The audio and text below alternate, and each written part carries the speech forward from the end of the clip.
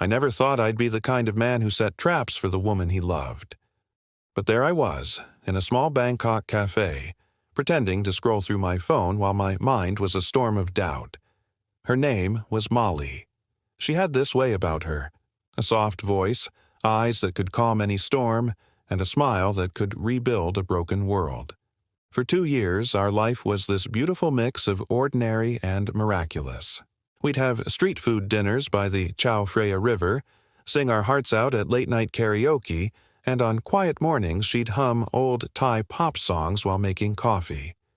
It felt like home. But a few months ago, things started to change. It was subtle at first. The way she glanced at her phone, her wrist turning slightly to shield the screen. Messages would vanish before I could even catch a glimpse. Then there was this perfume I didn't recognize, clinging to her clothes. She'd say she was working late at her cousin's shop, but when I dropped by one evening, her cousin looked at me, confused, and said she hadn't seen Molly all week. I wanted so badly to believe her. I mean, love is built on trust, right?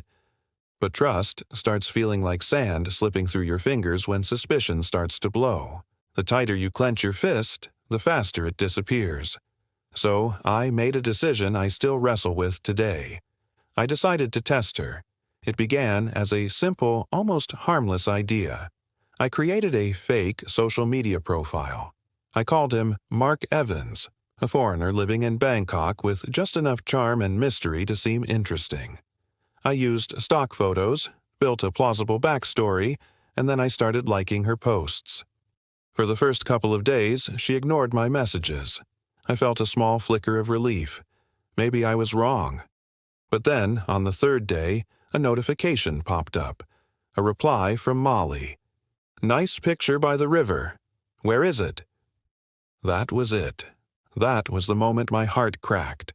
It was such a small thing, but she hadn't asked me about my pictures like that in months.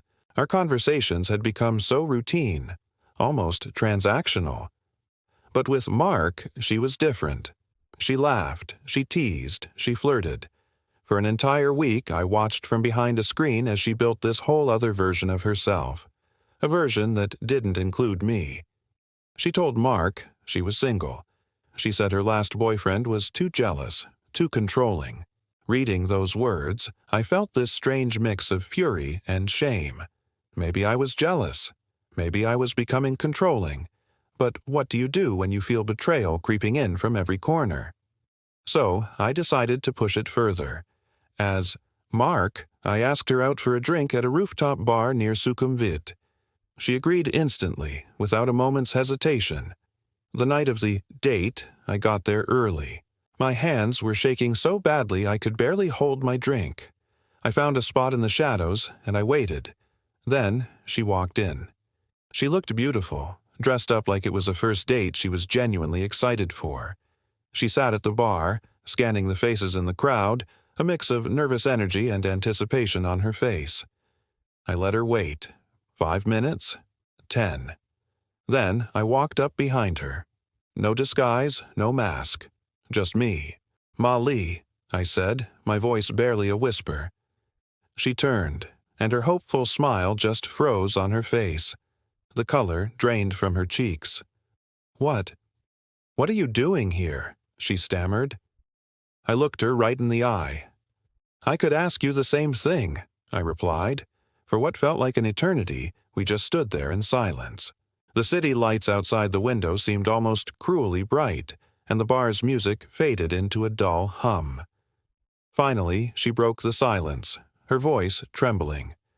"You tested me." "Yes," I said, "because I didn't trust you." Tears started to well up in her eyes. I couldn't tell if it was anger or guilt, or maybe both. "Then we were already over," she whispered. "If you had to test me, you already didn't believe in us."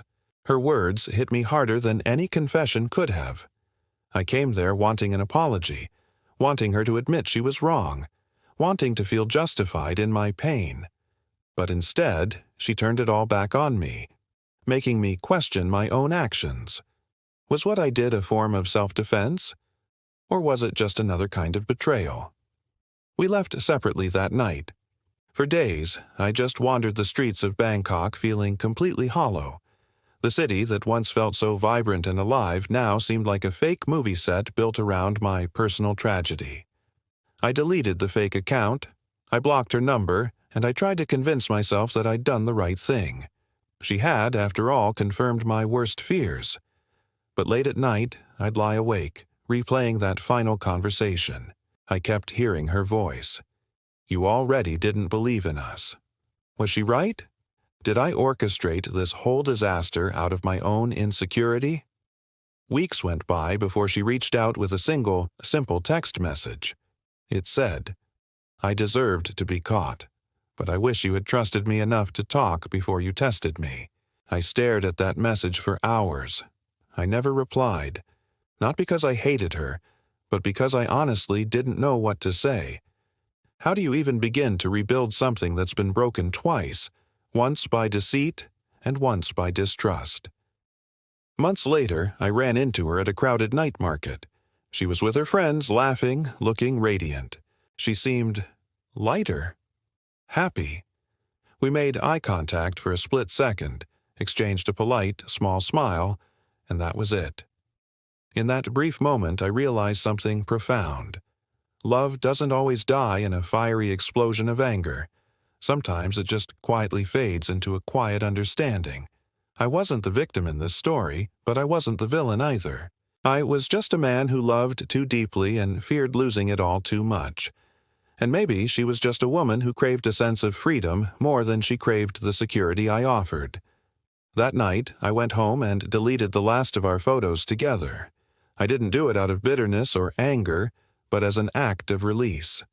The test I set had revealed the truth, but what I learned is that the truth doesn't always bring you peace. It just gives you clarity. And sometimes, clarity is enough to finally move on. Thank you for listening to my story. If it resonated with you in any way, I'd really appreciate it if you'd like this video and subscribe for more content. Take care.